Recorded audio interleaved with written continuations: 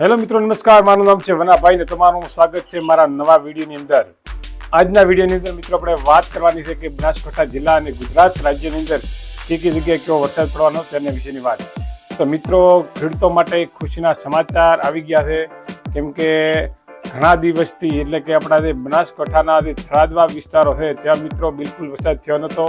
તેના ઘણા ખરા ગામડાઓ છે ત્યાં મિત્રો અત્યારે વાવણી લાયક વરસાદ બિલકુલ થયો નથી અને ખેડૂતો મિત્રો છે ને લાંબા સમયથી મિત્રો છે ને વાટ જોઈ રહ્યા હતા. તો ખરેખર મિત્રો વરસાદ થવાનો છે કે નહીં, ત્યારે ઘણા બધા લોકોને કન્ફ્યુઝન છે કે ભાઈ થરાદવા વિસ્તારની અંદર વાદળ છાયું વાતાવરણ રહેવા છતાં અને નીડ કોઠો અને રાજસ્થાનના જે પશ્ચિમના જે ભાગો છે ત્યાં પણ મિત્રો લોકો કન્ફ્યુઝ છે કે ભાઈ બાડમેર જિલ્લાની અંદર મિત્રો વરસાદ થશે કે નહીં. તો મિત્રો ખુશીના સમાચાર આવી ગયા છે. 15 તારીખ છે મિત્રો. આજ 15 તારીખના દિવસે મિત્રો એક લો પ્રેશર જે બની રહ્યું છે બંગાળની ખાડીની અંદર, અને બંગાળની ખાડીની અંદર બનેલું જે લો પ્રેશર છે તે મિત્રો ધીરે ધીરે મિત્રો ગતિ કરી રહ્યું છે. અને તે મિત્રો કયા તરફ ગતિ કરી રહ્યું છે તો આપણે બનાસકાંઠા જિલ્લો, રાજસ્થાન ગુજરાત બોર્ડર વિસ્તારો અને રાજસ્થાન તરફ તેનો મિત્રો છે ટ્રફ આપવાનો છે.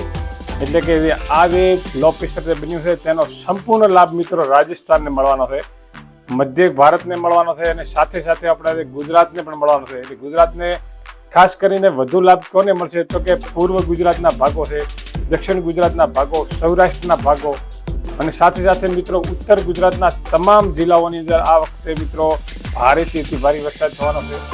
કચ્છ વિસ્તારની અંદર મિત્રો પણ કોઈ પણ જગ્યાએ બાકી રહેવાની છે. કચ્છની અંદર મિત્રો સામાન્ય વરસાદથી કરીને ભારે વરસાદ થવાની મિત્રો સંભાવના રહેલી છે.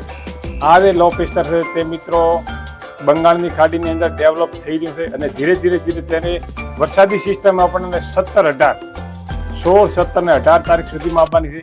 અને ત્યાર પછી મિત્રો 18 તારીખ પછી એટલે 19, 20ના તારીખે એક બીજું લો પ્રેશર બંગાળની ખાડીની અંદર મિત્રો તૈયાર થઈ રહ્યું છે.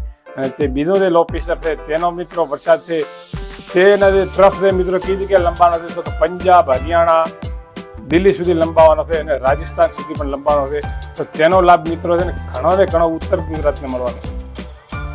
ઉત્તર ગુજરાતના તમામ જે જિલ્લાઓ મિત્રો છે, બનાસકાંઠા, પાટણ, મહેસાણા, સાબરકાંઠા, તમામ જે જિલ્લાઓ છે મિત્રો ત્યાં મિત્રો બીજું જે લો પ્રેશર છે બંગાળની ખાડીની અંદર જે મિત્રો બની ગયું છે તેનો પણ લાભ મળવાનો છે. એટલે કહેવાનો મતલબ એ છે કે આપણે જે ઉત્તર ગુજરાતની અંદર જે વરસાદની જે મિત્રો ખેંચ હતી અથવા તો અમુક જે ભાભર બાજુના જે તાલુકાઓ છે ત્યાંના જે ગામડા છે તે બાજુ મિત્રો જે વરસાદ નહોતો થઈ રહ્યો ત્યાં પણ આ વખતે મિત્રો ભારેથી અતિ ભારે વરસાદ થવાની મિત્રો સંભાવના રહેલી છે.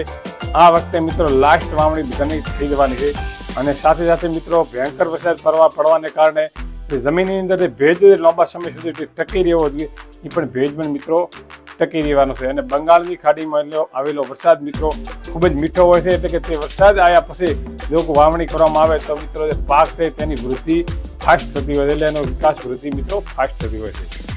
તો મિત્રો આ ખુશીના સમાચાર હતા. અને આગળ પછી મિત્રો જે નવી જે ત્રીજી સિસ્ટમ જે બનવાની છે તેનો જે અપડેટ છે તે મિત્રો આપણે આપશું. અને આ ચેનલ પર તમે નવા છો તો મિત્રો વિડીયોને લાઈક કરજો અને ચેનલને પણ સબસ્ક્રાઈબ કરી લેજો અને આ વિડીયોને મિત્રો વધુ શેર કરજો. આજના વિડીયોમાં આટલું. ફરી મળીશું નવી માહિતી લઈ નવા વિડીયોની અંદર. જય હિન્દ, જય ભારત.